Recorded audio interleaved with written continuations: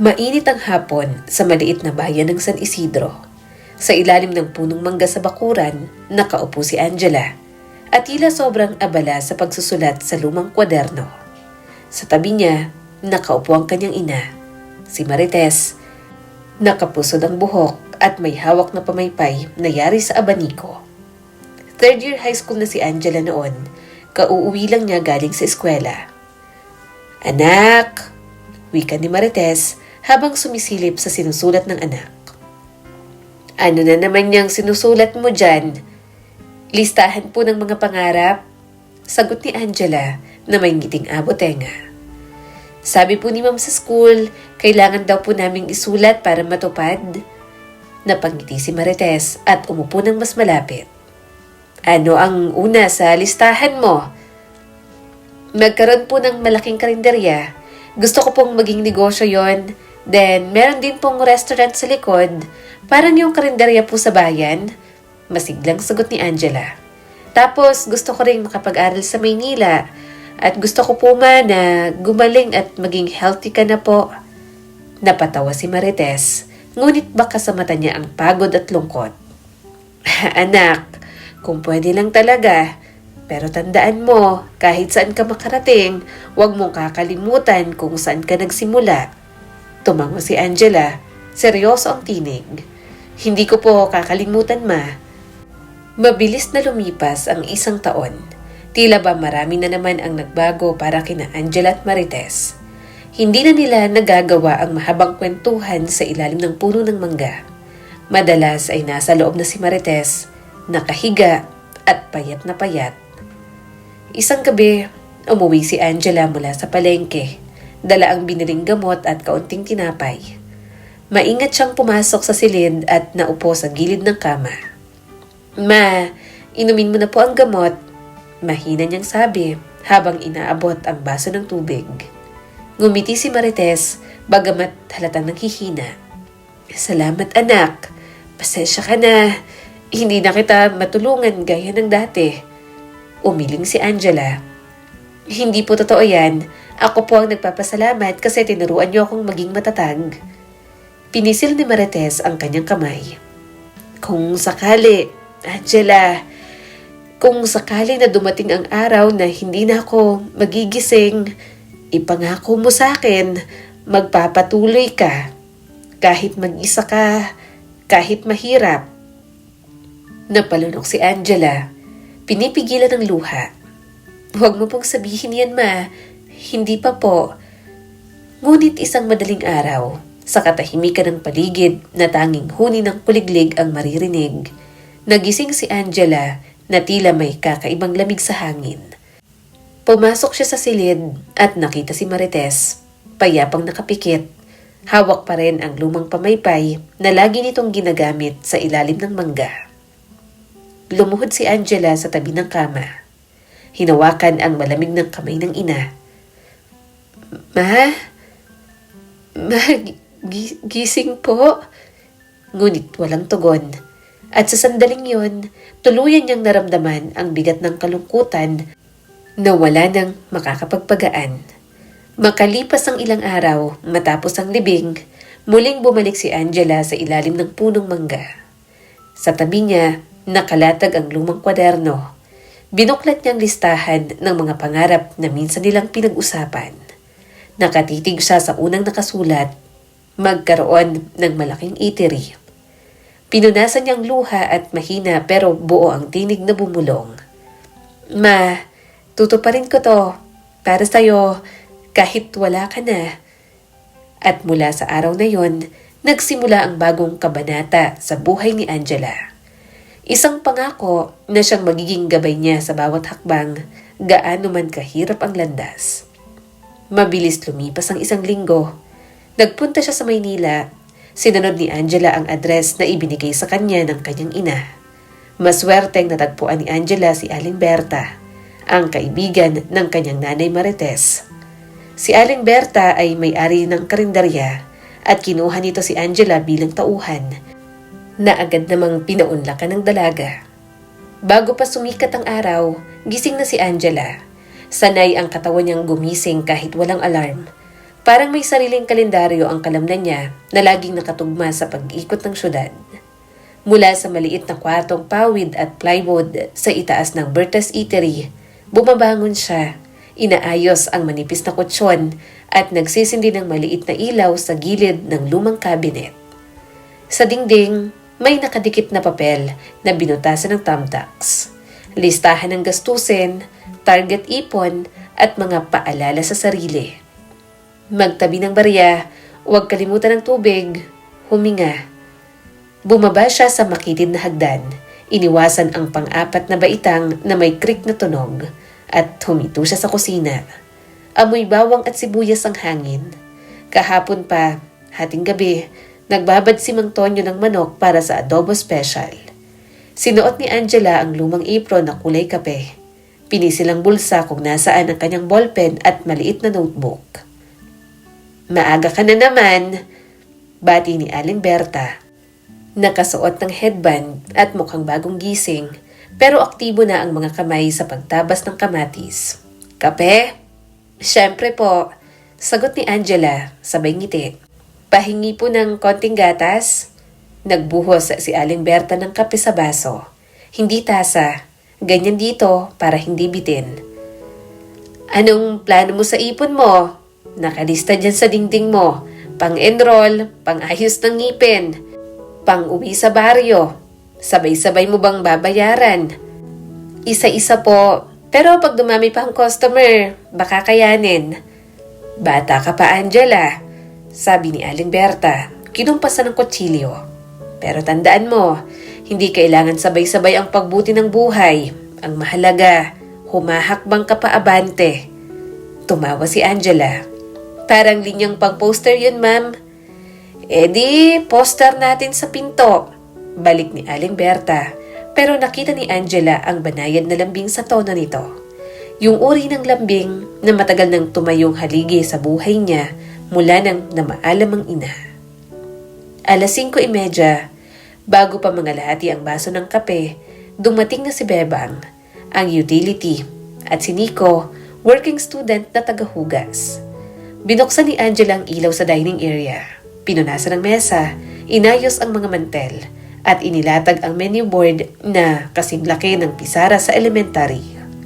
Nakasulat sa puting pentel, Mami, 65, Tapa, 95, Adobo, 95, libreng sabaw.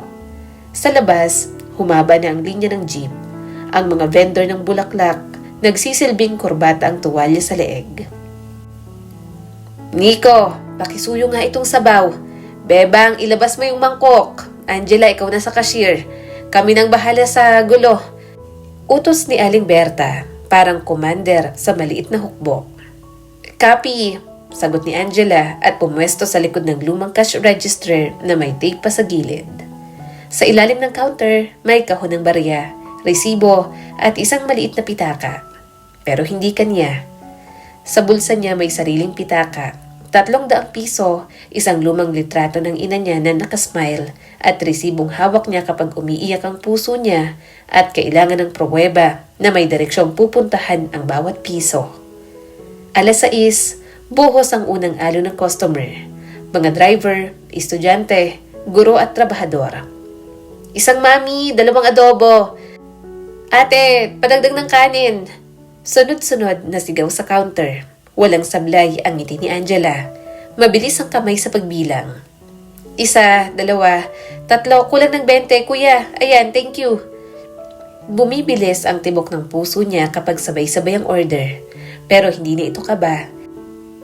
Yun na ang kinahiligan niya. Ang ritmo ng marahas pero maayos na umagang kumikilos. Angela, pakikuha yung bagong tissue sa likod. Hirit ni Bebang. Teka lang, may sukli pa ako. Sabay kurot ni Angela sa lalagyan. Katok-katok ang barya at abot ng ngiti. Salamat po. Nang sandali rin yun, pumasok ang 2 lalaking nakapolo at may dalang clipboards. Napatigil ang mata ni Angela. Hindi sila mukhang customer. Survey? Inspection? Tumango lang sila kay Aling Berta at dumiretso sa sulok. May kinuhang litrato ng kisame at may kinusko sa metro sa sahig. Sumimangot si Aling Berta pero hindi nagsalita. Nagpatuloy ang umaga na parang alon na papalit-palit. 7:30, humupa ang pila. 8:00, pumasok ang mga late, nagmamadali, hingal, hingi ng take-out. Nang sa wakas ay nagkaroon ng puwang, lumapit si Angela kay Aling Berta. "Ma'am, sino po yung mga yon? Engineer ba ng barangay?" "Sana, barangay," tipid nitong sagot. Tinanggal ni Aling Berta ang headband, pinaypay ang sarili gamit ang tray. "Mga tao raw ng kumpanyang balak mag-develop ng buong kalye." "Whole street?" Kumunot ang noo ni Angela. "As in, gigibain lahat?" "Hindi nila sinabing gigibain," malamig nitong sagot. "Pero hindi ka naman magpapadala ng ganyan kaayos na tao para lang magpa-selfie sa kisame, hindi ba?" "Nakausap niyo na po ba sila?" "Hindi na. Pero hintayin mo na lang," wika ni Aling Berta, binitiwan ng tray. "Darating at darating ang boss nila." Tahimik si Angela, may gumapang na lamig sa sikmura niya. Sanay siya sa takot. Naranasan na niya ang matulog sa ilalim ng tulay, ang mawalan ng trabaho, ang maubusan ng barya.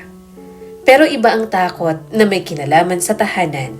Dahil kahit pinagtagnitag ng plywood ang mga dingding ng Berta, ito ang nagbigay sa kanya ng unang gabing mahimbing matapos mawala ang kanyang ina. Ito ang unang lugar na may taong nagsabing anak sa kanya na walang hinihinging kapalit. "Okay lang yan, Angela," dagdag ni Aling Berta, parang nabasa ang iniisip niya. "Hindi lahat ng bagyo tumatama, at kung tatama man, may bubong tayo, hindi lang yero. Meron din tayong tapang para harapin ang kahit na ano." "Pang-poster po ulit yan," tawa ni Angela. "Ilalagay ko sa tabi ng menu." "Ilagay mo sa noo mo," sagot ni Aling Berta, sabay tawa rin. 10:00, dumating ang grupo ng mga guro galing public school. Kilala na si Angela sa pangalan, pati paborito. "Ate, dagdag toyo tipid sa asin." Sa gitna ng ingay, may batang tumakbong papasok, halos madapa na, hawak ang coin purse. Bumili ng sabaw para raw sa sipon niya. Hindi na pinabayaran ni Angela yon. Napailing si Aling Berta pero ngiti-ngiti. "Yan ang sinasabi kong negosyo, may tubo sa puso." "Hala ma'am," tawa ni Angela. "Sobra na yan, baka magbukas lang tayo ng hugot bar." Tanghali, sumunod ang isa pang along abala. Kasabay ng init ng kalsada, ang pag-init ng tensyon sa loob. Pumasok ang 3 lalaki na halos sabay-sabay humawak ng cellphone. Parang may sinasalubong. "Siya na yan," pabulong ni Nico, nakasilip sa pintuan. "Boss daw ng developers." Hindi umiwas ng tingin si Angela. Wala pang pumapasok. Ang nauna ay ang pakiramdam ng pagdating. Yung biglang naging masyadong tahimik ang mga kutsara at ang ilan sa mga suki tumigil sa pagkain nila. Pumasok ang isang lalaking mataas, naka-dark blue na polo at halatang simple pero mamahalin ng tahi. Hindi ito naglakad na parang hari. Pero hindi mo rin maikakailang sanay ito sa espasyong kasing lawak ng lobby ng mga hotel. Matikas, kontrolado, sanay sa paghingi at pagkuha. "Magandang tanghali," sabi ng lalaki. Diretsong tingin, kalmadong boses na may kumpiyansa. "Ako si Alessandro Cortez. Pwede bang makausap si Miss Roberta Valdez?" Halos sabay-sabay ang tingin ng mga ito kay Aling Berta na hindi naman nagpapaapekto. Dahan-dahan niyang ibinaba ang sandok, pinunasan ng kamay sa apron at humarap na parang sanay sumalo ng problema. "Ako si Roberta," sagot niya. "Pero dito, Aling Berta ang tawag nila." Lumapit si Alessandro. Inilapat ang palad sa mesa, hindi bilang pananakop, pero halatang ipinapakita ang presensya. "Magandang tanghali, ma'am. May dala po akong..." "Alam ko," putol ni Aling Berta. "May dala kang offer." Umangat ang isang kilay ni Alessandro. Hindi dahil napahiya, kundi dahil natuwa. Parang nakahanap siya ng kalaban na marunong sumagot. Diretsuhin na kita, sabi ni Alessandro, tinanguan ng kasama niyang abogado na agad nag-abot ng sobre. Bibilihin ko ang property mo, higit sa market value.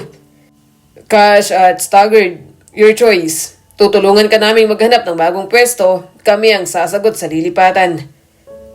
Hindi ko ibebenta. Mabilis na sagot ni Aling Berta. Hindi man lang tiningnan ng sobre. Hindi ko ibebenta ang lugar na to para may maitayong bago na wala namang kaluluwa. Ma'am, malumanay pero matigas si Alessandro. May plano kaming gawing mas ligtas at mas maayos ang buong kalye. Ilaw, drainage, sidewalk. Hindi kami nandito para lang magtayo. May kabutihan tong ginagawa namin. May kabutihan sa bulsa mo, sagot ni Aling Berta. Pero sa bulsa ko, may kasaysayan. Hindi yun mabibili. Tahimik ang mga suki. Tahimik din si Angela sa likod ng counter. Pero kumakabog ang dibdib niya. Hindi sa takot, kundi sa kung paano magbabanggaan ang dalawang taong ginagalang sa kani-kanilang trabaho. Si Aling Berta, ang ina ng eatery, at ang lalaking ito na sa unang tingin pa lang ay alam mo nang hindi sanay naririnig ang salitang hindi. Kung ganon, wika ni Alessandro, babalik na lang ako ulit. Bibigyan kita ng oras. Ang negosyo marunong maghintay, pero hindi habang buhay. Ang alaala rin, sagot ni Aling Berta. Hindi rin yan basta-bastang nauupos. Tumingin si Alessandro kay Angela. Isang mabilis, hindi mapanghusga. Parang sinipat lang kung sino ang tahimik na humahawak sa sentro ng maingay na lugar.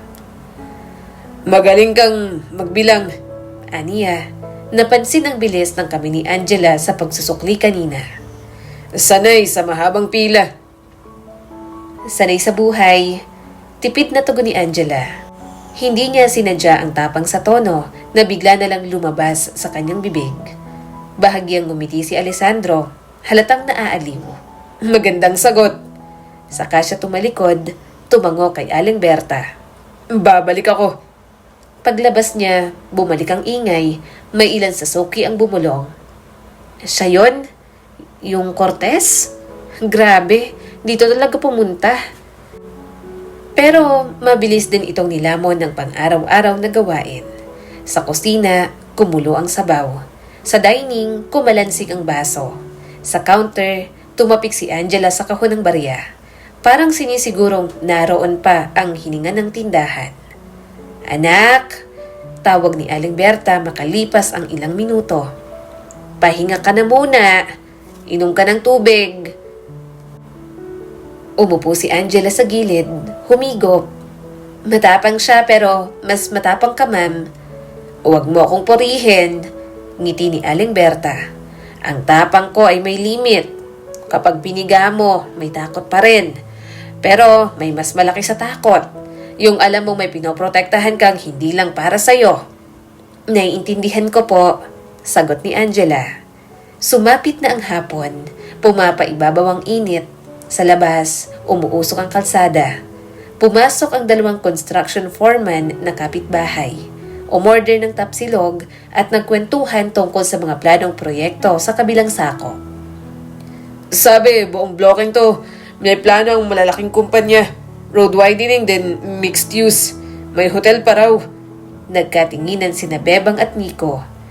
Napakurap si Angela at ipinikit sandali ang mga mata, parang nagdarasal. Anak, maingat na tawag ni Aling Berta. Totoo ang balita. May hawak akong liham sa barangay. Hindi ko pa sinasabi kasi ayaw kong gumulo ang isip mo. Pero handa na ako kung ano man ang laban. Dito ako lalaban sa sariling kalan. Ma'am, sabi ni Angela, hindi pa ako aatras. Kahit anong kailangan nyo, listahan, dokumento, pagpepetisyon at pag-iikot sa mga bahay, kakayanin ko. Hindi kita pinapaalis, sagot ni Aling Berta, malumanay. Pero hindi rin kita pipigilan kung sakaling makita mong may mas mabuting direksyon sa buhay mo. Hindi utang ang pag-asa dito. Dapat malayang gustong manatili. Gusto ko pong manatili dito, tugon ni Angela, walang pagdadalawang isip. Habang pinupunasan niyang sahig, tumigil si Angela at tumingin sa pintuan. Parang may sariling magnet ang espasyong iyon. Naalala niya ang unang gabing umakyat siya sa hagdan ng eatery. Gutom at pawisan, dalang bitbit na takot at pagod. Naalala niya ang boses ni Aling Berta. Kung gusto mo ng trabaho, bukas ang pinto. Kung gusto mo ng matitirahan, dyan sa may hagdan. Pero noong magpakilala siyang anak siya ni Marites, para bang natunaw ang matanda. Umiyak ito at mahigpit siyang niyakap. Hindi niya malilimutan ang tagpong yon. Naramdaman niya ang labis na pagmamahal ni Aling Berta. Angela! Muling sigaw ni Nico. Pila ulit, mga estudyante. Opo, balik ni Angela. Mabilis bumalik sa counter para sa susunod na alon ng buhay. Gabi na noong magsara sila, sabay-sabay silang naupo. Si Aling Berta, si Bebang, si Nico at si Angela na may hawak pang basang-basahan. Walang nagsalita sa unang minuto. Minsan, ang pagod ang pinakamagandang panalangin. May hihilingin ako bukas, sabi ni Aling Berta sa dulo. Binasag ang katahimikan. Magtitipon tayo ng mga kapitbahay. Kailangan nating pag-usapan kung ano ang ibig sabihin ng pag-unlad para sa atin. Hindi yung dikta ng iba. Community meeting? Tanong ni Angela. Saan po? Dito sa atin, sa mesa kung saan palaging may libreng sabaw. Ma'am, mahina ang tinig ni Angela. Kung sakaling bumalik si ano nga po yun? Alessandro, singit ni Aling Berta. Opo, si Alessandro. Kung bumalik siya, ako na po ang bahala sa counter. Tiwala ako sa'yo, sagot ni Aling Berta. Pero anak, isang paalala. Hindi lahat ng tao na marunong ngumiti ay kaibigan at hindi lahat ng mahigpit ang mukha ay kaaway. Tumango si Angela, may ngiti sa mukha. Kinabukasan, papasok pa lang ng hapon nang magsimulang kumulimlim ang langit. Sa labas, abala si Angela sa pag-aayos ng lumang menu board na halos punitin na ng hangin. Isa yon sa mga gawain niya kapag humuhupa ang dami ng customer bago maghapunan. Pagsilip niya sa loob, nakita niyang nakaupo sa harapan ng mesa si Tisoy, ang batang kapitbahay na madalas sumilip para makiusyoso o magpaabot ng chismis. Ate Angela, bulong nito, halos parang may sikreto. Alam mo ba, sabi ng tatay ko, may dadaan daw na malaking tao dito, yung mayaman na gustong bumili ng mga lupa natin. Napakunot ang noo ni Angela. Tisoy, hindi atin ang lupa. Kay Nanay Berta to. Pabirong sagot niya, pero ramdam niya ang bahagyang kaba. Tumunog ang bell sa pinto. Isang tunog na magaan, pero sa sandaling yon, parang kumalabog sa buong lugar. Napatingin siya at nakita ang isang lalaking nakasuot ng maayos na itim na Amerikana. Nakaputing polo at mamahaling relo. Mula sa postura at tingin pa lang, alam niya nang hindi ito karaniwang customer. Sa likod ng lalaki ay may dalawang nakaitim na bodyguard, nakasuot ng earpiece. Napahinto sa pagtadtad ng karne ng baboy si Aling Berta. Isinandal nito ang kutsilyo sa chopping board at tinitigan ng lalaki. Kung ano man ang pakay mo, Cortez, hindi mo ito mabibili. Mariin niyang wika, hindi man lang tinanong kung ano ang order nito. Medyo napaawang ang bibig ni Angela sa narinig. Cortez? Ang apelyido ay kilala, as in Cortez Holdings, ang isa sa pinakamalaki at pinakamayamang kumpanya sa bansa. Magandang hapon din sa'yo, Berta. Mahinahong sagot ng lalaki. Si Alessandro Cortez. Malamig ang tinig nito, ngunit hindi arugante. Parang sanay na sanay sa negosasyon. Hindi ako narito para kumain, pero kung yan ang gusto mo para mag-usap tayo, ayos lang. Tumayo si Aling Berta, pinunasan ang kamay sa apron at humakbang palapit. Hindi ko kailangan ng usapan, hindi ko ibebenta ang lupang ito. Kahit doblehin mo pang presyo, kahit gawin mong triple, ito ang alaala ng magulang ko at hindi mo yun mababayaran. Tahimik na nakatingin lang si Angela, Pero ramdam niya ang tensyon na parang may kasaysayang malalim sa pagitan ng dalawa.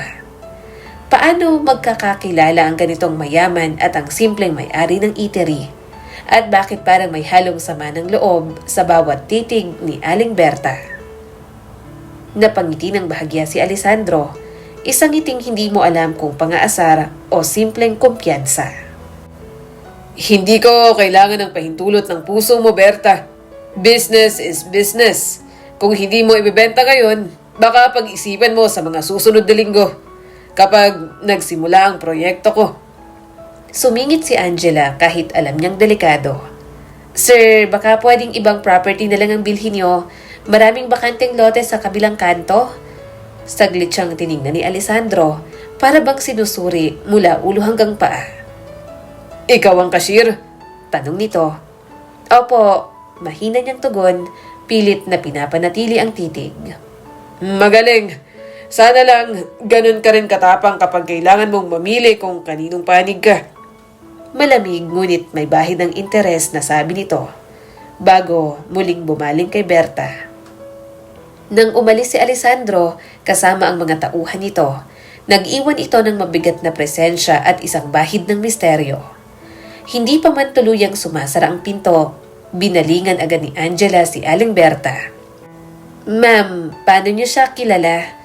Pero hindi siya sinagot ng matanda. Sa halip, kinuha nito ang kutsilyo at ipinagpatuloy ang pagtadtad. Gaya ng dati, para bang walang kakaibang nangyari. Sa loob ni Angela, nagsimulang mabuo ang tanong na magdadala sa kanya sa mas malalim na sikreto kaysa sa inaasahan niya. Kinabukasan, parang mas maaga pang nagising si Angela kaysa sa araw. Hindi dahil sa dami ng gagawin, kundi dahil sa bigat ng pangalang iniwan kagabi sa hangin. Cortez. Sa tuwing pipikit siya, bumabalik ang imahe ng lalaking malamigang tingin pero mahinahong magsalita. Nangiting hindi mo alam kung pagalang o paalala na siya ang may kakayahang magpatakbo ng buong kalye. Sa totoo lang, hindi niya ito kilala noong una niya itong makita. Nitong kahapon lang, hindi niya naisip sa buhay niyang makakakita at makakausap niya ang isang bilyonaryo. Pagbaba niya sa kusina, abala na si Aling Berta sa pag-aangkat ng bigas mula sa sako na parang walang nangyari kahapon. Angela, ilabas mo yung lumang kalan sa gilid. Baka kailanganin sa takbuhan kapag pumalya tong isa. Ma'am, maingat na tanong ni Angela habang buhat ang kalan. Kilala niyo na po ba talaga siya noon pa? Hindi agad sumagot si Aling Berta. Tumingin lang ito sa apoy. Ang kailangan mong malaman ngayon, hindi ko ibibenta ito. Hindi ko ibibigay ang lugar na to sa kung sinong may pera. Yun muna. Tumango si Angela. Kahit mas dumami ang tanong sa dibdib niya, bakit parang personal? Bawat salitang hindi ni Aling Berta ay may ugat, hindi lang sa lupa, kundi sa nakaraan. Mabilis na puno ang eatery. Sa pagitan ng sa bawat ulam, dumating ang dalawang lalaki na may dalang brown envelope. Hindi na bago sa kanila ni Angela. Noong nakaraang buwan, sila rin ang nagdala ng survey forms sa ilang tindahan sa kabilang kanto. Good morning po, bati ng isa, pilit na magalang. Notice lang po mula sa City Planning Office at joint task with Cortez Development consultation daw po next week. Inabot ni Aling Berta ang papel, hindi tiningnan, saka isinuksok sa tabi ng lumang radyo. Salamat! Sabihin mo sa boss mo, nakakatanggap ako ng abiso pero hindi ako pumipirma ng hindi ko nababasa. Ma'am, consultation lang naman po. May kape kayo? Putol ni Angela, nakangiting formal pero mababa ang tono. Libre pag may notice, palisin namin yon. Nagkibit balikat ang dalawa, naupo at napilitan uminom. Sa loob-loob ni Angela, alam niyang hindi kape ang gusto ng mga ito. Kumpiyansa ang pakay. Pero sa Bertas, ang lahat ng dumarating ay kailangang magpalambot muna ng sikmura bago manghingi ng kahit na ano. Pag-alis ng mga lalaki, doon palang binuklat ni Angela ang mga papel. May mapa ng kalye, mga kulay asul at pula para sa road widening. At sa gilid, nakasulat, Phase 1, Clearance of obstructions. Pamilyar sa kanyang salitang yon, maraming kwento na ng mga karinderyang obstruction lang sa papel. Pero buhay ng totoong pamilya sa totoong mundo. Ma'am, bulong niya. Kung mawala yung sidewalk, hindi mawawala. Putol ni Aling Berta.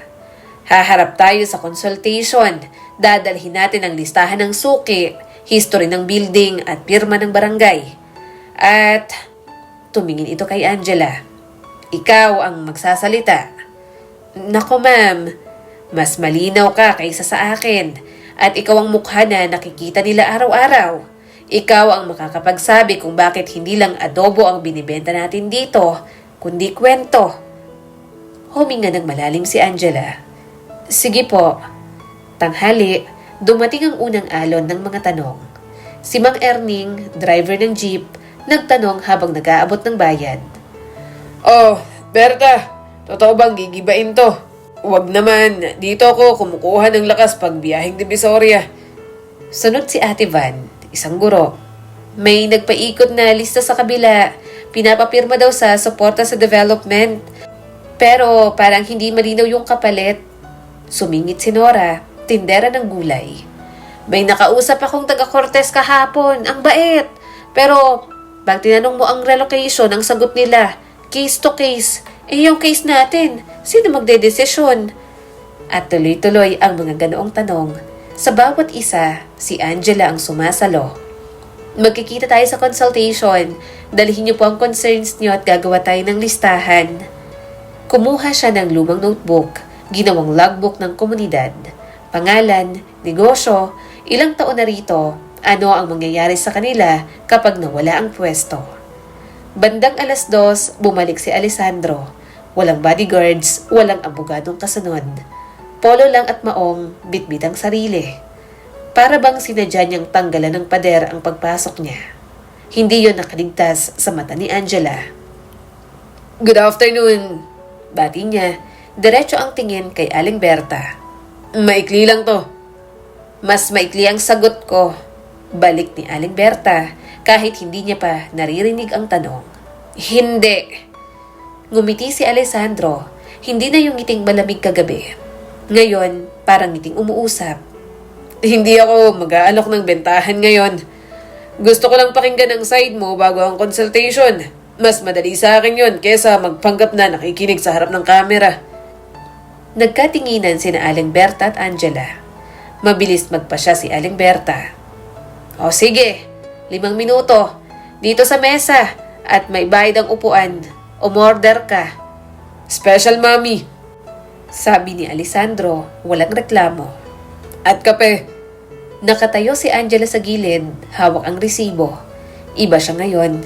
Paglapit niya para iabot ang sukli, napansin niyang malinis ang kuko nito. Walang kalyo ng kusina, pero may guhit sa hinlalaki. Guhit ng taong sanay humawak ng mabibigat na folder. Hindi siya turista sa trabaho niya. Naisip niya, sanay siya sa laban. Umupo si Alessandro. Berta, bakit hindi mo ibinibenta? Alam kong sentimental pero may paraan para manatiling buhay ang alaala kahit modernize ang paligid. Ang alaala hindi exhibit, sagot ni Aling Berta. Dito, humihinga to. Ginagamit at hindi lang tinitingnan. Kapag dinala mo yan sa brochure, tumitigil yan sa pagiging totoo. Pwede natin gawin tong sentro ng complex, pilit pa ni Alessandro. Pero hindi mataas ang tono, parang tinutokso lang ang posibilidad. Heritage Cafe sa gitna ng modernong hotel. May share ka sa kita, protektado ang brand mo. Brand? Umangat ang boses ni Aling Berta. Hindi brand ang pangalan ko. Buhay yan. At ang buhay, hindi mo hinahati o sinusukat. Tahimik si Alessandro ng ilang segundo. Tumingin siya kay Angela. Anong palagay mo? Bilang cashier, tanong ni Angela, maingat.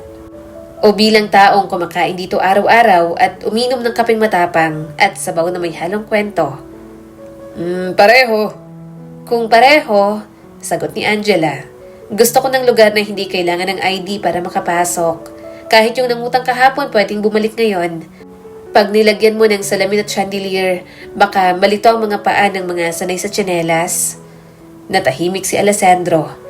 Umusad ang mangkok ng mami sa harap niya. Masarap, wika niya, parang pahinga. At tama ka, madaling malito ang tsinelas kapag sobrang kinis ng sahig. Hindi lang tsinelas, dagdag ni Angela. Pati puso. Tumango si Alessandro, tapos itinutok muli ang usapan. Okay, walang bentahan ngayon pero tuloy ang public consultation. Dadalhin ko ang team ko na may alternative options. Gusto kong pakinggan ang listahan ninyo. May listahan na kami. Sabat ni Angela, ipinakitang notebook. Pangalan, taon, epekto, kailangan. Tinapik ni Alessandro ang mesa. Seryoso. Good, pakiskan nyo. Ipapadala ko ang email ng team. Hindi para ikontra, kundi para may maihanda na solusyon sa bawat kaso. Hindi ko sinasabing papayag kami, pero sisiguraduhin kong hindi kami pipirmang bulag. Bakit ka nagpapaliwanag? Tanong ni Aling Berta. Nanlilisik pa rin ang mga mata. Sanay ka ba talagang makinig? Hindi, nung bata ako. Tapat na tugon ni Alessandro. Pero napapagod din ang tao sa sariling boses. Isang kisap, napatingin si Angela sa kanya. Anong nagbago sa'yo? Hindi niya tinanong, pero sumabit sa hangin ang pananabik na maintindihan. Pagkaalis ni Alessandro, parang nagbalik ang kusinang ingay. Kutsara, kaldero, tawag, tawanan. Ngunit kay Angela, may natirang kuliling sa loob ng dibdib. Kaya ba talagang magbago ng isang kagaya niya? O marunong lang siyang mag-iba ng tono kapag kailangan? Kinagabihan, nag-ayos sila para sa meeting ng komunidad kinabukasan.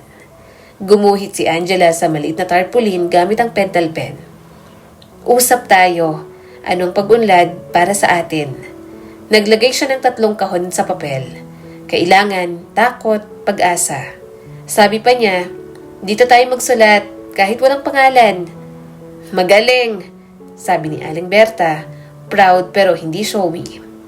Sa politika, takot ang laman ng kahon. Sa atin, dapat laman nito, tao. Ma'am, sabi ni Angela, pag dumating si Sir Cortez sa consultation, hindi ako magugulat. Wika ng matanda. Pero tandaan mo, Angela, kapag mahinahon siyang magsalita, hindi ibig sabihin na tama siya. At kapag malakas ako, hindi ibig sabihin na ako ang tama. Ang tama, lalabas sa dulo ng pasensya. Nagsimula na ang pagpupulong. So far, so good naman ang takbo ng meeting. Pinapangunahan ito ni Angela bilang host. Sa pagpupulong ng mga residente tungkol sa plano ng redevelopment, dumating si Alessandro at naglatag ng 5 pangunahing punto. Pagpapabuti ng drainage, pag-aayos ng kalsada, pagtatayo ng mas maayos na palengke, pagbibigay ng pondo para sa maliit na negosyo, at pagtiyak na walang residente ang mapapaalis ng sapilitan. Naging tensyonado ang usapan dahil sa matinding pagtutol ni Aling Berta. Ngunit malinaw na buo ang loob ni Alessandro na ipatupad ang proyekto sa paraang makikinabang ang lahat. Noong gabi, sa itaas, sa maliit na kwarto, sinulat ni Angela sa lumang papel ang 5 salitang nakita niyang mahalaga sa araw na ito. Tahanan, takot, tapang, tiwala, at tamang oras. Sa ibaba, narinig niyang pina-off ni Aling Berta ang ilaw sa kusina. Umalingaw-ngaw ulit ang creak ng ika-4 na baitang ng hagdan. Dumungaw siya sa bintana. Sa dulo ng kalye, may ilaw ng umaalis na sasakyan. Marahil, kotse ni Alessandro. Kinabukasan, consultation na. At kung may tunay na susubok sa tibay ng tindahan at ng puso ni Angela, yun ay hindi ang bigat ng pera, kundi ang bigat ng katotohanan ng hindi lahat ng mabuting balak ay dinadaan sa mabuting paraan. At hindi lahat ng mabuting tao ay tama agad. Pero sa ngayon, sapat ang lakas ng loob na ito. Hawak niyang logbook kasama ang mga tao at nasa dibdib ang paalala ni Aling Berta. Ang tama, lalabas sa dulo ng pasensya. Mag-iisang linggo na mula nang unang magpakita si Alessandro Cortez sa Berta's Eatery. Pero ang presensya nito ay parang usok na nananatili sa paligid. Kahit wala siya, ang pangalan at balita tungkol sa kanya ay paulit-ulit na bumabalik sa pandinig ni Angela. Habang inaayos niya ang mga lamesa isang umaga, sumilip si Mang Ador, ang karpenterong madalas gumawa sa kanila ng sirang upuan. "Nako, Angela, narinig mo ba yung balita? Yung Cortez Holdings daw nagsimula ng magpa-survey ng lupa sa kabilang kalsada." Napalingon siya mula sa nililinis na mesa. "Survey? Para saan?" Ano pa? Para sa proyekto nila. Sabi may mall at hotel na may rooftop garden. Lahat ng lote mula kanto hanggang sa bungad ng palengke, balak nilang bilhin. Umiiling-iling pa ito. Tiyak kasama tayo sa plano. Sumingit mula sa kusina si Aling Berta, bit-bit ang bagong gupit na lumpia wrapper. "Hindi tayo kasama. Hindi ko ibebenta ang lupa ko. Sabihin mo sa kanila kahit milyon pang alok, hindi nila makukuha ito." Napangiti si Mang Ador, parang sanay na sa tono ng matanda. Ayaw ko ngang mangahas na magdala ng ganyang mensahe sa mayayaman. Pero, kayang bahala. Umalis ito, naiwan ang bigat ng balitang dala. Si Angela, tahimik lang na umupo sa gilid para magbalot ng lumpia. Pero sa loob-loob niya, nagsimula ng mabuo ang pangamba. Hindi dahil gusto niyang ibenta ni Aling Berta ang property, kundi dahil alam niyang kapag masyadong malakas ang kalaban, may paraan itong makuha ang gusto kahit paayaw mo. Makalipas ang 2 araw, tila napatunayan ang iniisip niya. Nakaabang siya sa harap ng cashier nang dumating ang isang babaeng naka-corporate attire. May daladalang envelope, magalang ang ngiti nang lumapit. "Magandang araw po. Ako si Miss Perez mula sa Cortez Holdings. Nandito po ako para personal na iabot ang revised offer para sa property." Tumaas ang kilay ni Aling Berta na noon ay nag-aayos ng sukli. "Ilang beses ko bang sasabihin sa amo mo? Hindi ako interesado. Hindi ko kailangan ng papel para masayang ang oras ko." Hindi natinag si Miss Perez. Marunong sa trabaho. "Naiintindihan ko po ang inyong damdamin, ma'am. Pero siguro po, mainam na makita niyong offer bago kayo magdesisyon. Triple na po ang presyo mula sa unang alok. Cash at handa kaming magbigay ng relocation package." Bago pa makasagot si Aling Berta, sumingit si Angela. "Miss, salamat po sa abala. Pero kung alam niyo po na ayaw talaga ni Ma'am Berta, siguro po hindi na rin makakatulong ang dagdag na presyo." Mahinahon ang boses niya, pero malinaw ang pahiwatig. Saglit na tumingin sa kanya si Miss Perez, parang sinusuri kung sino siya. "Ikaw ang cashier dito? Marami kang alam sa negosyo para sabihin yan. Alam mo rin siguro na kapag may development project, lahat ng nakapaligid ay natatamaan. Ayaw naman naming maiwan kayo sa alikabok." Sa loob-loob ni Angela, gusto niyang sagutin ito ng mas matalim pero pinigilan niya ang sarili. "Salamat po, pero ayaw namin ng relocation. Gusto naming manatili dito." Umiling si Miss Perez, inabot pa rin ang envelope kay Aling Berta. "Kunin niyo na lang po, huling alok ito bago magsimula ang demolition sa ibang lote." Nang makaalis ang bisita, agad na ibinato ni Aling Berta ang envelope sa drawer sa ilalim ng cashier. "Hindi ko kailangan yan." Si Angela napatingin sa drawer na tila may bigat, na higit pa sa papel na laman nito. Hindi niya alam kung dahil sa alok o dahil sa taong nasa likod ng alok. Kinagabihan, nagpaalam si Angela na pupunta siya ng mall na may bibilhin lang. Malapit na siya sa sakayan nang mapansin niya ang itim na SUV na nakaparada sa kanto. Sa loob, nakaupo si Alessandro, tila may hinihintay. Nang magtagpo ang kanilang mga mata, ibinaba nito ang bintana. "Sumakay ka, sandali." Malamig, ngunit hindi nagmamandong utos. Nagdalawang isip si Angela pero lumapit. "Bakit po?" "Gusto ko lang magtanong, ano ang dahilan at ganun katigas ang matanda? May pinangako ba siya sa magulang mo?" Natigilan si Angela. "Bakit po magulang ko? Wala namang kinalaman sa kanila to?" Tumingin si Alessandro sa kanya ng diretsyo, parang may gustong basahin sa mukha niya. "Minsan, hindi lahat ng laban ay tungkol sa pera o sa negosyo. Minsan ay personal. Bago pa siya makasagot, binaba ni Alessandro ang tingin. Tila napansin ang lumang pendant sa leeg niya. Saan mo nakuha yan? Alaala po ng mama ko. Mabilis niyang sagot, agad itinago sa loob ng blouse. Tahimik na tumango si Alessandro, para may gumuhit na alaala sa isipan nito. Ingat ka sa pag-uwi, Angela. Pagkasabi nun, umandar ng SUV. Pagbalik sa kwartong tinutuluyan niya, hindi makatulog si Angela. Paulit-ulit sa isip niya ang tingin ni Alessandro at ang tanong nito tungkol sa magulang niya. Bakit interesado ang isang bilyonaryo sa kanyang nakaraan? At ano ang ibig sabihin nito nang sabihing personal ang laban? Gusto niyang kausapin si Aling Berta, pero sa bawat pagtatangka niyang magtanong, tila mas lalo lang itong nagiging tahimik. At sa gitna ng katahimikan, alam ni Angela na ang laban para sa Berta's Eatery ay hindi lang basta negosyo. May mas malalim na ugat na kailangan niyang tuklasin bago pa man tuluyang lamunin ng mundo ni Alessandro Cortez ang maliit na mundong tinatawag niyang tahanan. Makulimlim ang langit ng araw ng consultation sa barangay. Sa labas ng Berta's Eatery, nakapaskilang ginuhit ni Angela na tarpaulin. Usap tayo, ano ang pag-unlad para sa atin? Ang tarpaulin ay puno ng sulat kamay ng mga tendera, driver, student, at mga nanay at tatay na malapit sa lugar. Pinagpaga ni Angela ang gilid ng mesa.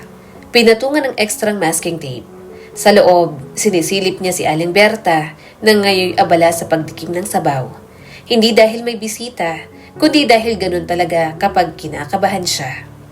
Angela, tawag ni Aling Berta. Ibinibigay ang kutsarang matagal na niyang kasama sa buhay. Tikman mo nga, baka sobra sa asin. Tinanggap ni Angela ang kutsara. Humigop. Tama lang. Ngumiti siya kahit nararamdaman ang panginginig ng sariling dila. Ma'am, okay ka lang? Walang okay sa araw. Nakakausapin mo ang mga taong pwedeng umapak sa bahay mo kahit kailan nila gustuhin. Sagot ng matanda pero bahagyang tubango.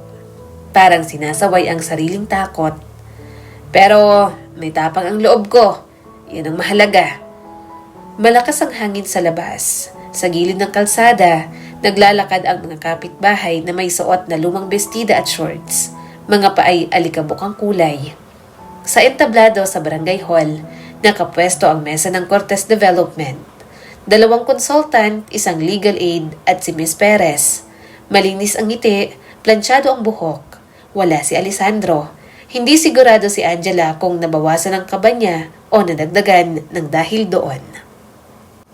Anak, sabi ni Aling Berta, ikaw ang magsasalita para sa atin. Hindi ka papasok para makipag-away. Papasok ka para magkwento. Paano po yung mga legal terms ang lengguwaheng gagamitin nila? Tanong ni Angela. Tayo. Tao ang lengguwahe. Kwento ng totoong tao. Sagot ni Aling Berta. At kapag totoo ang kwento kahit legal pa ang katapat, may intindihan pa rin. Kung hindi nila maintindihan, at least ay maririnig nila. Huminga ng malalim si Angela. Sige po. Mainit at siksikan sa barangay hall nang magsimula ang pagpupulong. Sa harap, nakapaskil sa projector ang site plan, mga kulay asul, pula at dilaw na parang simpleng guhit lang. Pero para sa mga residente, kabuhayan at bahay ang nakataya. Si Miss Perez ng Cortez Development, nakangiti pero matatag ang tono. Ipinahayag ang layunin ng kanilang ginagawa. Ligtas na kalsada, bagong hanap buhay at maayos na komunidad. Unang nagtanong si Mang Erning, may halong kaba at inis. Kung palalaparin ng kalsada, saan pupunta ang kariton ko? Dito lang ako kumikita. Agad sinagot ni Miss Perez na may loading packet daw at walang paaalisin. Sumunod si Nora, walang pasubali ang boses. Kung mawawala ang pwesto ko, sino magpapasya? Mabilis na tugon ng legal aid. Project Management Office. Isang sagot na parang pader, hindi pintuan. Tumayo si Angela dala ang notebook ng komunidad.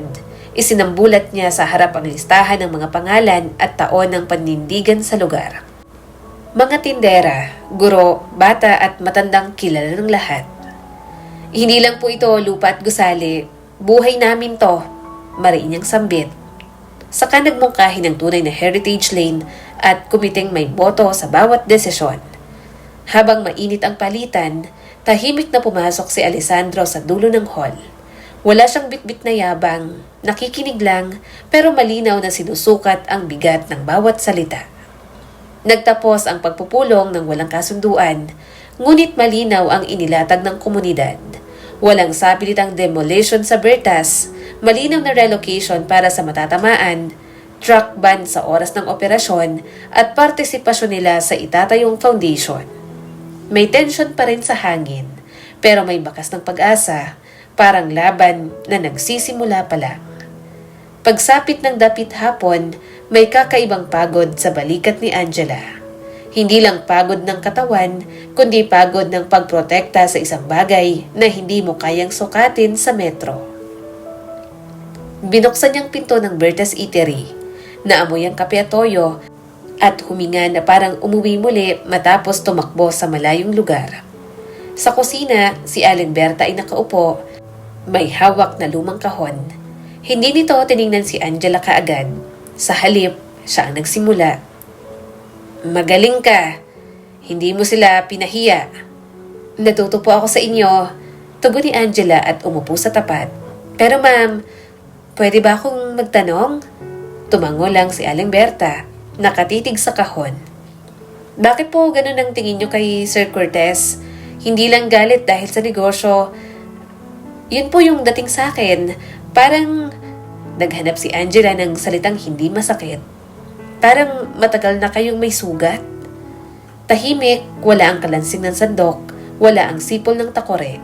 Kahit ang creak ng pang-apat na baitang ng hagdan ay parang natutong tumahimik.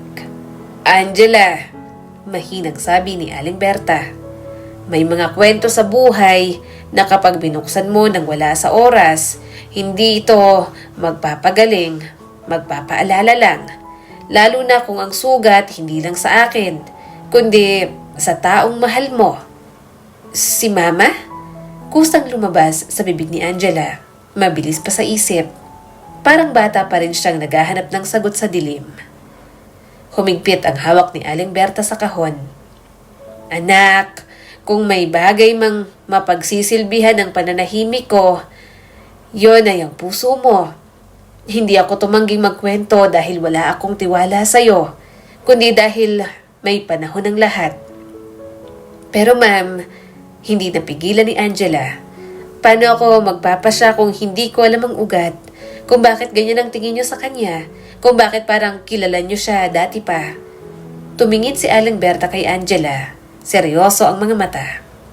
May mga tao na pag narinig mo ang pangalan, may kasunod na malakas na dating.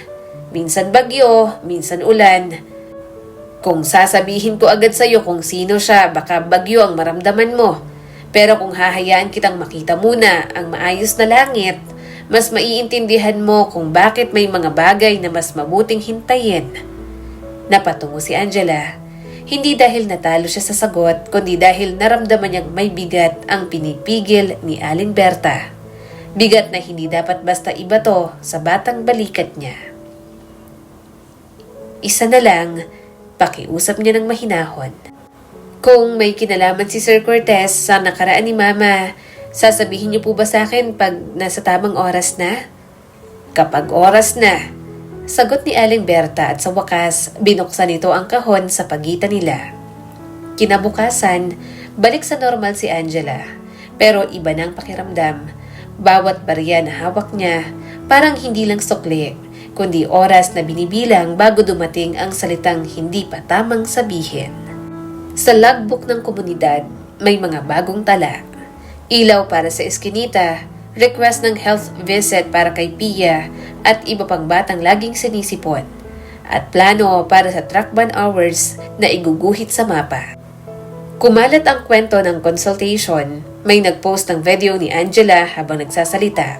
May caption, cashier na tinuruan ng developer kung ano ang ibig sabihin ng buhay. Dumami ang like, shares at komento.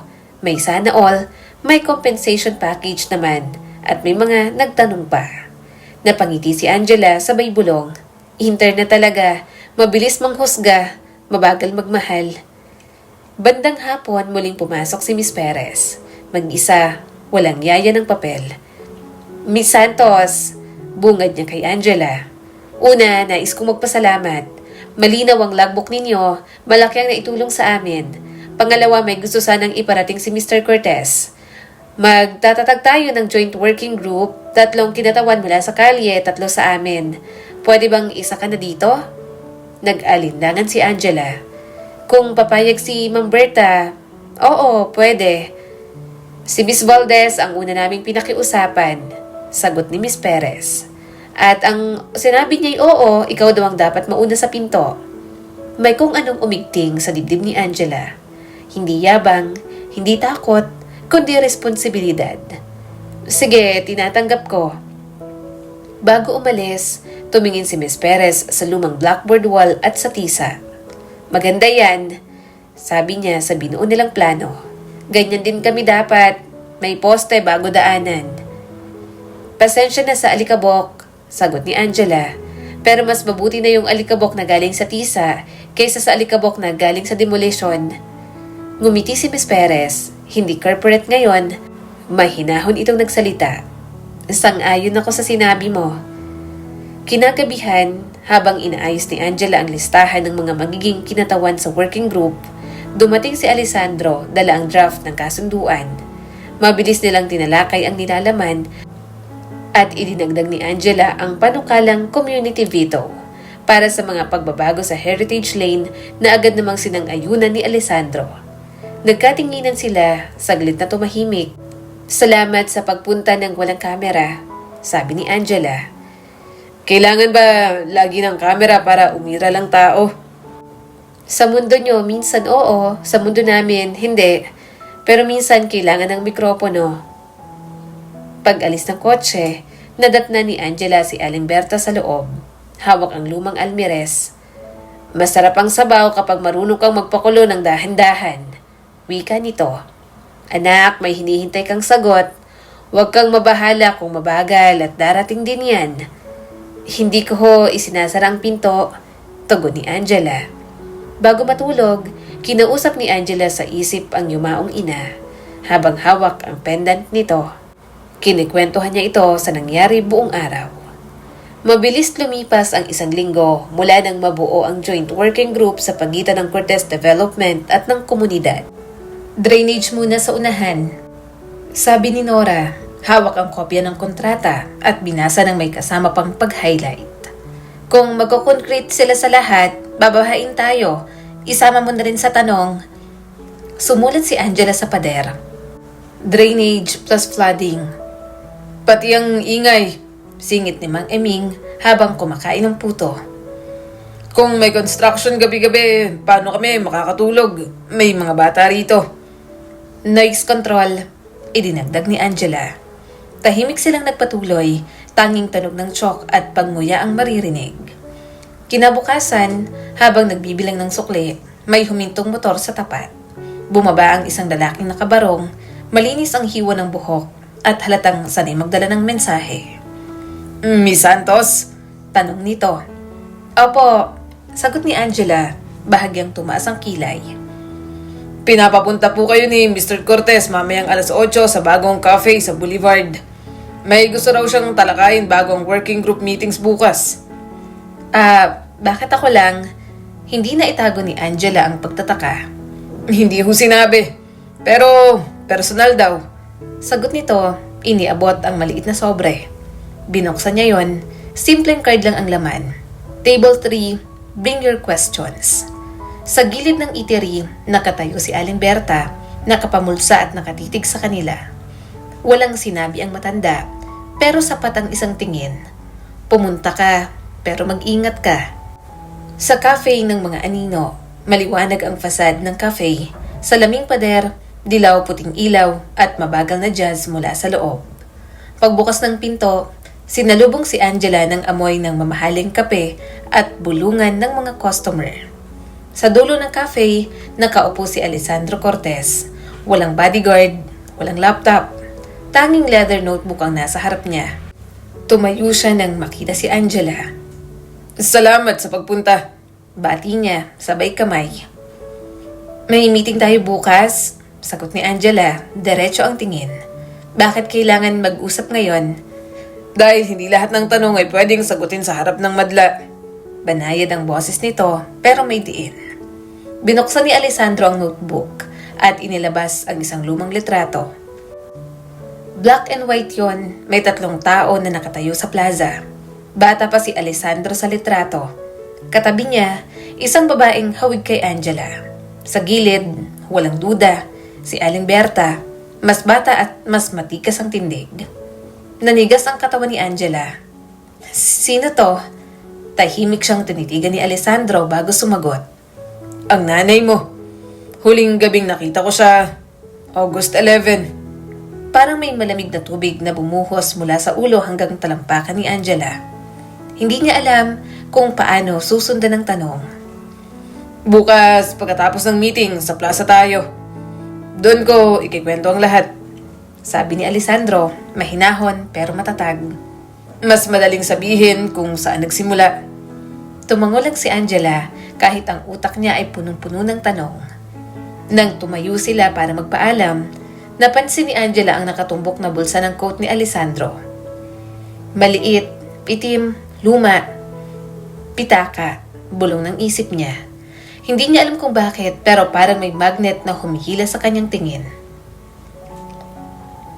Pagbalik sa eatery, pag-uwi niya tahimik na naglilinis si Aling Berta. Hindi na napigilan ni Angela ang sarili. Ma'am Berta, kilala mo ba si Alessandro bago pa siya naging developer? Tumigil sa pagpupunas ang matanda, saka siya tiningnan. May mga tao na mas mabuting hintayin muna ang sagot. Bakit po? Dahil kapag minadali mo, baka puro sigaw ang marinig mo, hindi ang katotohanan. At pagkatapos nun, itinuloy nito ang ginagawa. Hindi na siya muling nagtanong, pero sa dibdib niya, lalong lumakas ang ugong. Hating gabi, hindi makatulog si Angela. Napapikit man ang mata, malinaw sa isip niyang litrato, ang petsang August 11 sa pader ng eatery, at ang maliit na pitaka na nakaumbok sa bulsa ni Alessandro. Pakiramdam niya, ang susi sa lahat ng tanong ay hindi nasa meeting bukas, kundi nasa laman ng pitaka na yon. Maaga pa lang, gising na si Angela. Hindi dahil sa alarm clock, kundi dahil sa mga tanong na hindi niya mabitawan mula kagabi. Sa likod ng pumikit niyang mata, paulit-ulit na lumilitaw ang imahe ng litrato. Ang babaeng hawig sa kanya, si Alessandro na mas bata, at si Aling Berta na mas matapang ang tingin kesa ngayon. Habang nag-aayos sa harap ng salamin, napansin niya ang sariling mga mata. Hindi niya alam kung bakit, pero parang mas malinaw ngayon ang pagkakahawig niya sa babaeng nasa litrato. Pagdating sa eatery, si Aling Berta ay nandoon nagtitimpla ng kape para sa mga kapitbahay na sasama sa meeting. Tahimik na tumulong si Angela. Inilapag ang mga tasa sa mesa, pero ramdam niyang sinusulyapan siya ng matanda. Parang alam nito na may mabigat siyang iniisip, pero piniling huwag magtanong. Angela! Wika ni Aling Berta habang iniaabot ang isang tray ng pandesal. Kapag nagsimula ang meeting, huwag kang basta-basta magpapadala sa matatamis na salita. Ang mga sanay sa negosyo, marunong magbalot ng lason sa ginto. Tumangon na lang siya. Opo, ma'am. Sa barangay hall, maliit ang silid pero punong-puno ng tao. Mga residente, barangay officials at mga tauhan ng Cortez Development na nakamaayos na barong at blazer. Sa harap, nakaupo si Alessandro. Diretso ang tindig at malamig ang mga mata. Pero may bahagyang ngiti na para bang may ibig sabihin. Sa kanan niya, nakadisplay ang malaking blueprint ng planong mall at hotel. Sa kaliwa, may nakatumpok na folder. Magandang umaga, bungad ng kapitan. Layunin ng pulong na ito ang maglinaw ng mga alok at alalahanin ng mga residente. Narito si Mr. Cortez para personal na sagutin ang inyong mga tanong. Si Nora ang unang nagtanong tungkol sa drainage. Sumunod si Mang Erning tungkol sa ingay ng construction at kaligtasan ng mga bata. Maayos at pulido ang sagot ng mga kinutawan ni Alessandro. Puro teknikal, puro kumpiyansa. Hanggang sa magsalita si Aling Berta. Bakit? Aniya, tuwid ang tingin kay Alessandro. Sa dinami-dami ng pwede niyong bilihin, kami pa ang pilit na kinukuha. Maraming lote na mas maganda ang pwesto. Sandaling natahimik ang silid. Tumingin si Alessandro sa matanda at sa unang pagkakataon mula nang magsimula ang meeting, may nabasa si Angela sa mga mata nito. Isang emosyon na hindi pang negosyo. Dahil ang lugar ninyo, Wika ni Alessandro, mabagal at malinaw. ay may kahalagahan sa akin ng personal. Nagtaas ng kilay si Aling Berta. Personal? Hindi ba't negosyo lang yan? Hindi lahat ng negosyo ay hiwalay sa nakaraan, Berta. Nagpalitan sila ng tingin na parang may lihim na pinag-uusapan na walang ibang nakakaintindi. Hindi na nakatiis si Angela. Ano bang ibig sabihin ng personal? Tanong niya, diretsong tingin sa lalaki. Bahagyang ngumiti si Alessandro. Mas mabuting sagutin ko yan sa tamang oras at lugar. Hindi dito. Sa kalagitnaan ng meeting ay pumasok ang isang babae mula sa staff ni Alessandro. Dala nito ang makapal na sobre. Iniabot niya yan kay Alessandro na agad namang binuksan at inilabas ang ilang papeles. Mga residente, Aniya, ayon sa lumang records ng lupa, may special annotation na nagsasabing ang lote ni Berta ay dating bahagi ng mas malaking titulo ng pamilyang Cortez bago ito mahati. nagbulungan ang mga tao. Napatingin si Angela kay Aling Berta na biglang namutla. Ibig bang sabihin yan, may karapatan pa rin kayo sa lupa? Tanong ng kapitan. Wala na, legal na kay Berta na ito. Mabilis na sagot ni Alessandro. Pero ang kasaysayan ng lupang ito, yon ang dahilan kung bakit mahalaga ito sa akin. Hindi na nagsalita si Aling Berta hanggang matapos ang meeting. Tumayo siya, nagpaalam at umalis nang hindi nililingon si Angela. 7:00 ng gabi, ayon sa usapan nila kagabi, pumunta si Angela sa plaza kung saan naghihintay si Alessandro. Tahimik doon maliban sa tunog ng fountain. Handa ka na bang marinig ang kwento? Tanong ng lalaki. Matagal ko na sigurong dapat narinig to pero ngayon lang ako naging handa. Sagot niya naman. Huminga ng malalim si Alessandro. Ang nanay mo, siya ang una at huling babaeng minahal ko. At ang lugar na kinatatayuan ng eatery ni Berta, doon kami unang nagkakilala. Gulat na gulat si Angela. Hindi niya inakala na may kilala ang nanay niya na ganoon kayaman. Bago pa makasagot si Angela, tumunog ang kanyang cellphone. Si Aling Berta ang nasa linya. Maigsi ang boses. Kung pupunta ka sa bahay ko ngayon, ipapakita ko sa iyo ang isang bagay na magtatapos sa lahat ng tanong mo. Tumingin si Angela kay Alessandro at inexplain dito ang sinabi ni Aling Berta. Tahimik ang biyahe mula plaza papunta sa bahay ng matanda. Pagdating nila, nakabukas ang pinto. Nasa loob si Manang Berta. Nakaupo sa mesa, hawak ang isang lumang kahon ng kahoy at inukitan ng mga bulaklak. Maupo kayo, wika niya, malamig pero matatag. Walang aalis hanggat hindi natatapos ang lahat. Marahan niyang binuksan ang kahon. Isa-isang inilabas ang mga lumang sulat, ilang larawan, at isang maliit na pulang panyo na may bordang letter M. Angela, panimula ni Aling Berta.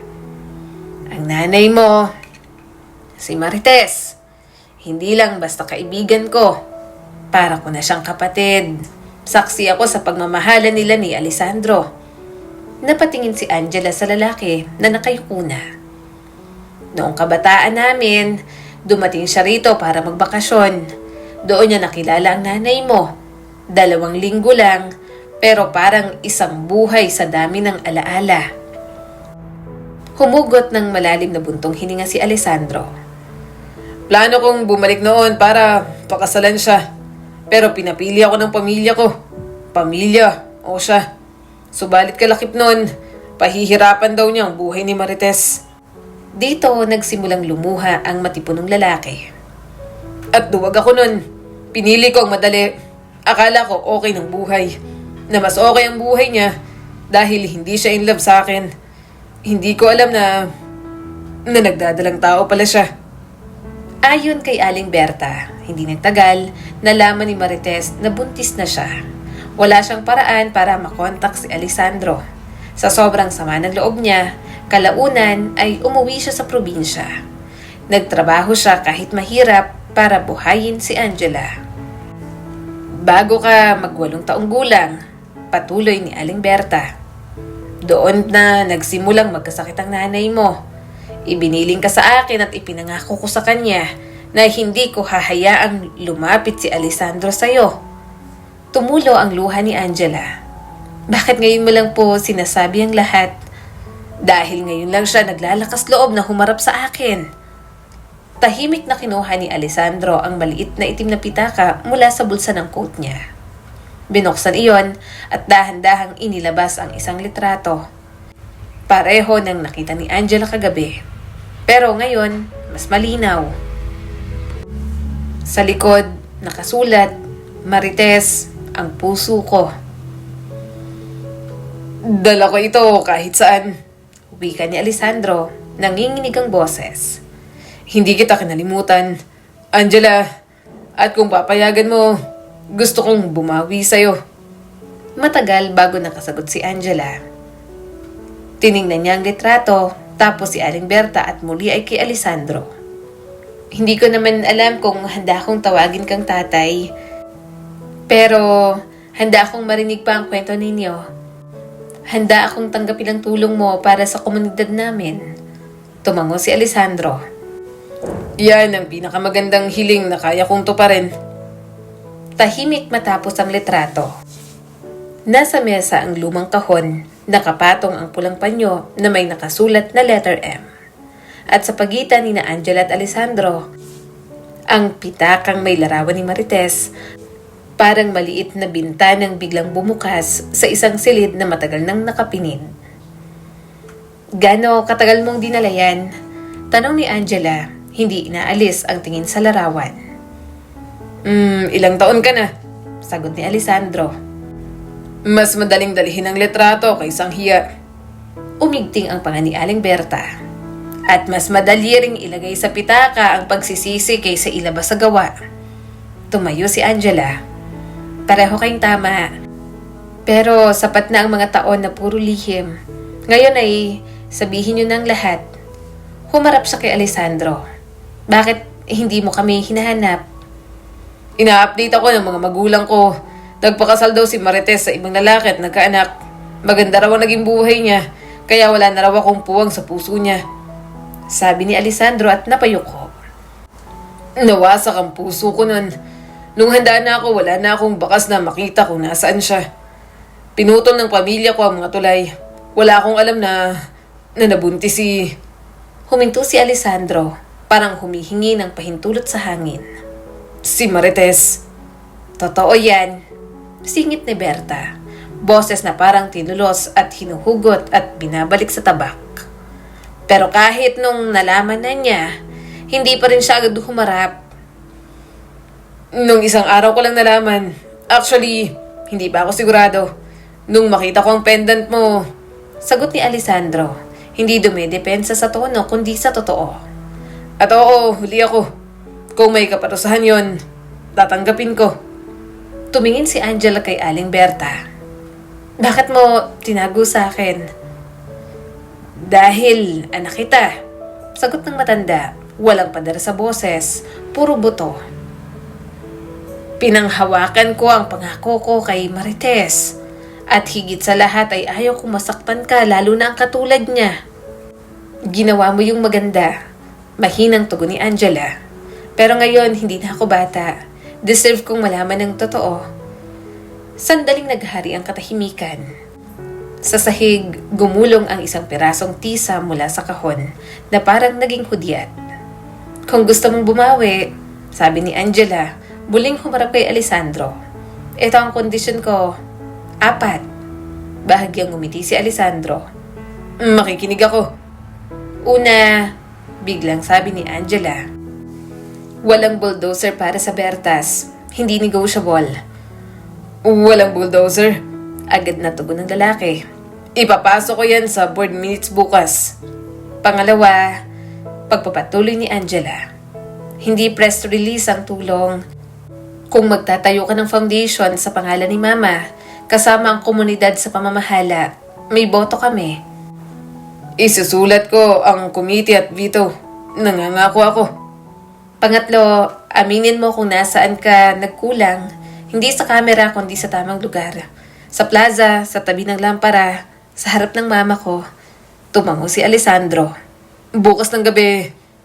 Pang-apat, oras. Hihingi ka ng oras sa akin. Ako ang tatanungin mo.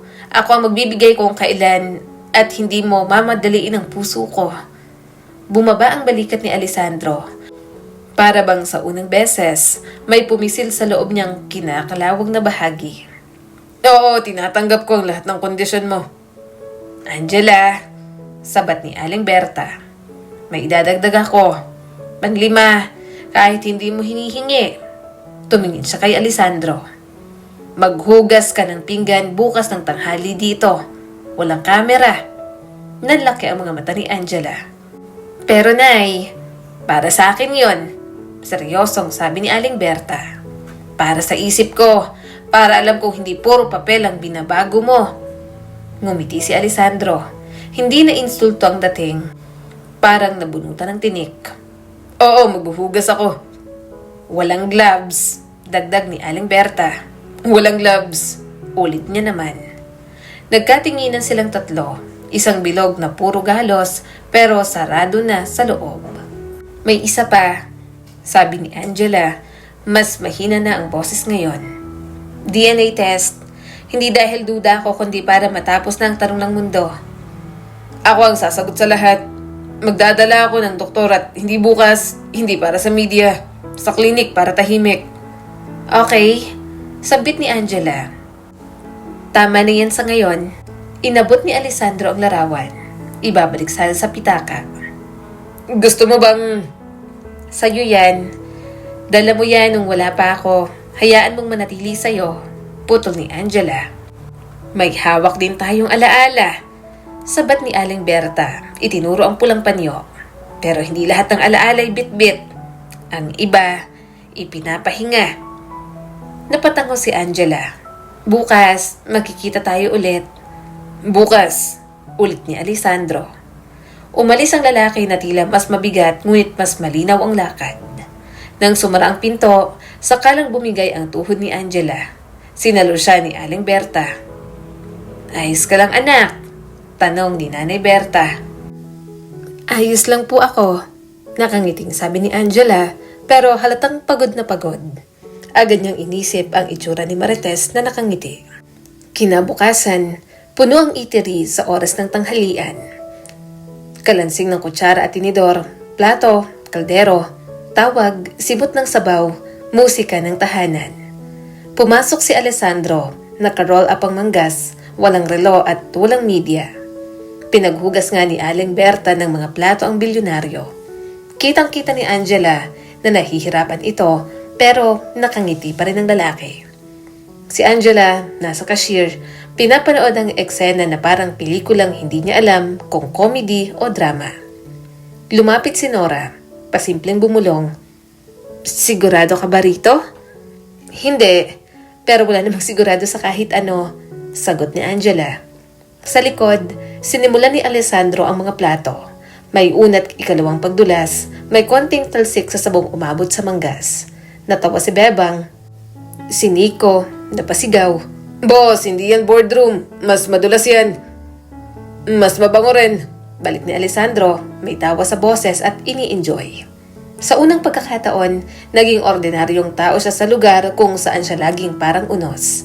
At sa gitna ng mga pinggan, napansin ni Angela ang simpleng bagay. Marunong makinig ang kamay na dati puro pamalo ng desisyon. Pagkatapos ng tanghalian, limpyo ang lababo. Tinapik ni Aling Berta ang gilid. Pwede ka nang pumasa sa kusina ko, Cortez. Huwag kang masasanay. Ngumiti lang si Alessandro. natatawa sa ginawa niya. Kinagabihan, nagpunta sila ng plaza. Nasa ilalim ng lamparang streetlights ang tatlo. Si Angela, Aling Berta, at si Alessandro na walang kasama. Tahimik ang plaza. Tanging ugong ng mahinang hangin at mga tikatik ng lampara ang tunog. Marites, Simula ni Alessandro at tumingala sa langit. huli kitang kinausap dito. Hindi ko tinupad ang dapat kong tinupad. Maraming taon ang lumipas pero ngayong gabi, wala na akong dalang dahilan. Hindi ito pangtalumpati. Walang audience, 3 tao, maraming lampara at isang pangalan. Sorry, Sabi niya, hindi malakas pero buo. sa'yo at sa anak natin. Napapikit si Angela. Parang may kumalas na buhol sa kanyang dibdib. Pagmulat niya, kinuha niya mula sa bulsa ang maliit niyang panyo. Ang kulay ay hindi pula kundi puti. Malinis at luma. Pinatong niya yon sa paanan ng poste ng lampara. Katabi ng pirasong bato. Bulong niya. Naririnig mo to? Tahimik silang tatlo ng ilang sandali. Walang kailangang dagdagan, walang kailangang bawasan. Pagkatapos noon, kumain silang tatlo sa labas. Tila ba ini-enjoy ang sandaling yon. Sumunod na araw, maaliwalas at maliit ang klinika. Mabilis ang proseso, walang litrato, isang swab, ilang pirma, at babalik na sa resulta. Sa labas, naghintay sila. Natatakot ka ba? Tanong ni Alessandro. Hindi, pero nanginginig pa rin. Normal lang yan. Umupo sila, may dumaan na batang nagtitinda ng yema. Binili lahat ni Alessandro. Nagulat si Angela at Aling Berta. Inalok niyang dalawa na agad nilang pinaunlakan. Isa ito sa paborito naming kainin ni Marites noon. Nakangiti si Alessandro habang malayo ang tingin. Makalipas ng ilang araw, lumabas na ang resulta. Nasa mesa sila, Aling Berta at Angela. Sa harap nila, isang sobre. Hindi sumisigaw ang oras. Naroon din si Alessandro, nakatayo lang. Babasahin ko? Tanong ni Angela. Oo, sa'yo yan. Sagot ni Aling Berta. Binuksan ni Angela.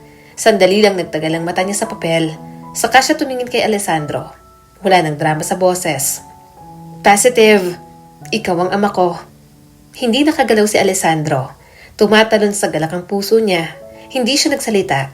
Si Angela ang nauna. Kung naghihintay kang tawagin kitang tatay, hindi pa ngayon.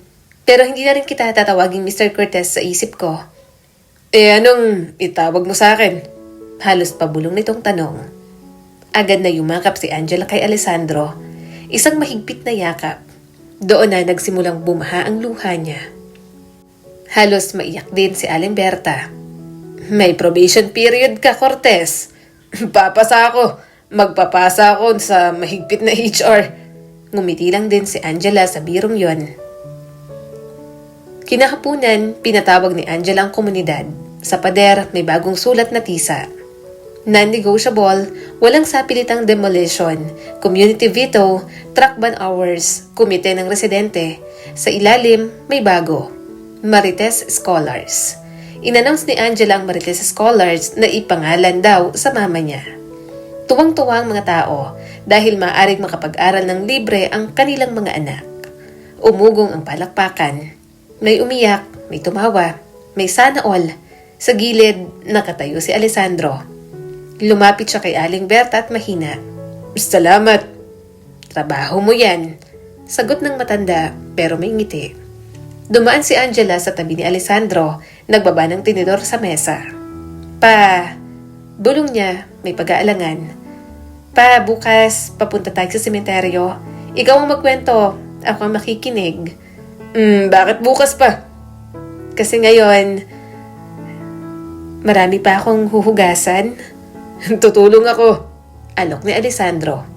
Pwede, pero walang gloves. Nag-practice na ako. Tugon niya, sabay silang tumawa. Noong gabi, sa itaas ng eatery, bago i-off ni Angela ang ilaw, kinuha niyang pendant ng ina. Pinisil, sa ibaba, marahan siyang nagdasal sa kanyang inang na mayapa na. Umaga pa lang, dumating na si Alessandro sa harap ng eatery. Hindi siya nakasuit gaya ng dati. Nakasimpleng puting polo, maong at sapatos na mukhang halos bago pa lang nadumihan. Sa kamay niya may hawak na 2 bouquet ng puting liryo. Nakapagpaalam ka na ba kay Berta? Tanong niya nang sumilip si Angela mula sa pinto. Tumango si Angela. Opo, sabi niya mas mabuting ang pumunta tayo. Tahimik silang sumakay ng sasakyan at bumiyahe papunta sa sementeryo sa probinsya. Walang masyadong salita pero ramdam ni Angela ang kakaibang bigat sa hangin. Hindi ito mabigat na parang bagyo, kundi parang ulap na puno ng ulan, handang bumuhos sa anumang oras. Pagdating nila, dahan-dahan silang naglakad sa damuhan. Huminto sila sa harap ng simpleng lapida, may pangalan ni Marites. At sa ibaba, nakaukit ang mga salitang, "Mahal na ina, walang kapantay." Marahang inilapag ni Alessandro ang bulaklak sa gilid ng puntod, tapos ay naupo sa tabi. Tumingin siya kay Angela na nakayuko, pinapahid ang luha bago pa man tuluyang bumagsak. Sa wakas, natagpuan din kita. Hindi ko alam kung paano magsisimula. Kung paano hihingi ng tawad sa taong hindi ko na kayang harapin. Tumingin si Angela sa kanya. Pwede mong simulan sa akin. Ako na lang ang makikinig para sa nanay ko. Huminga ng malalim si Alessandro, saka ngumiti ng mapait. Minsan, dinala niya ako dito sa sementeryo sa probinsya. Hindi para sa sino mang nakalibing, kundi para magpakita ng tanawin. Sabi niya gusto niyang matahimik ang puso niya kahit saan siya mapunta. Siguro kahit ngayon, gusto niya ring matahimik ang atin. Tahimik silang nagdasal. Sa katahimikan, parang narinig ni Angela ang hangin na dumaan sa mga dahon. Dala ang mga salitang hindi na masabi ng kanyang ina, pero ngayon ay nararamdaman niya. Kinahapunan, bumalik sila sa eatery. Sarado ang pinto para walang istorbo. Sa mesa, may nakahandang laptop, ilang resibo at ledger. Simula ngayon, matututo ka na hindi lang sa pagpapatakbo ng eatery, kundi magpalago ng negosyo. Umupo si Angela sa tapat niya. Bakit kailangan ko nito kung stable na ang eatery? Dahil anak kita. At dahil ayokong maranasan mo ang hirap ng walang alam. Ang pera madaling mawala, pero ang kaalaman hindi mananakaw. Binuksan niya ang ledger. Eto, kita at gastos, kailangan mo laging alam kung saan napupunta ang bawat piso.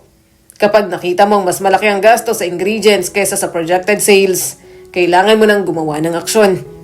Inilabas niya ang isang simpleng graph sa laptop. Ito ang growth projection.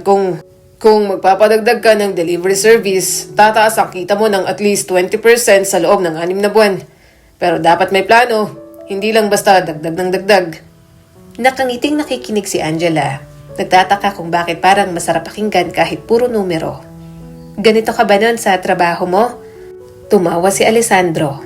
Mas malala, pero ngayon, gusto ko lang siguraduhin na kapag dumating ang araw na hindi mo na ako kasama, kaya mo pa rin dalhin ito at higit pa. Bago siya umalis, iniabot ni Alessandro kay Angela ang isang maliit na kwaderno. Simulan mo dito lahat ng plano mo. Isulat mo kahit tingin mo ay imposible. At bawat linggo, tingnan natin kung paano natin pwedeng gawin posible. Tiningnan ni Angela ang notebook, tapos si Alessandro. Sa unang pagkakataon, hindi niya nakita ang estranghero o negosyanteng matigas ang muka. Nakita niya ang isang ama, huli mang dumating pero handang humabol sa bawat oras na nawala. Lumipas ang ilang buwan, natapos ang proyektong redevelopment nang hindi nawasak ang kabahayan ng mga residente. Naayos ang drainage, nagkaroon ng mas maayos na kalsada at bagong palengke. Sa gilid ng bagong plaza, itinayo ni Alessandro ang isang maliit na monumento para kay Marites. Larawan nitong nakangiti, may ukit na mga salitang, "Ang tunay na yaman ay nasa mga iniwan mong alaala." Nagpatuloy si Angela sa pag-aaral. Business administration ang kinuha niya. Ginawa niya yon habang manager at cashier sa Berta's Eatery.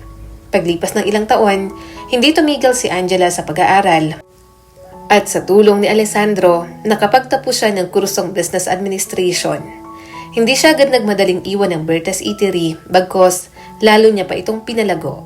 Ngayon siya pa rin ang manager, ngunit may sarili na rin siyang maliit na negosyo sa tabi ng plaza.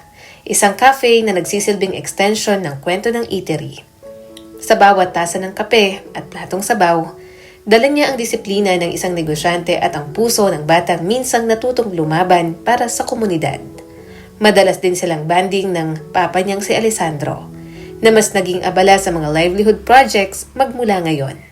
At ang lahat ng kabutihan daw niyang ginagawa ay iniaalay niya kay Marites, ang una at huling babaeng minahal niya. Ang kwento ni na Angela at Alessandro ay nagpapaalala na kahit gaano katagal itago ang katotohanan, darating ang panahon na ito ay mabubunyag at madalas, dala nito ang pagkakataon para maghilom ang sugat at magbuo ng bagong simula. Ipinapakita nito na ang pagpapatawad ay hindi palaging pagbabalik sa nakaraan, kundi pagbibigay ng puwang sa kasalukuyan para mabago ang hinaharap, para sa sarili at para sa mga taong mahalaga sa atin. Muli, ako po si Skylar Guro at sana'y may bago na naman kayong natutunan sa kwento natin ngayon. Maraming salamat po.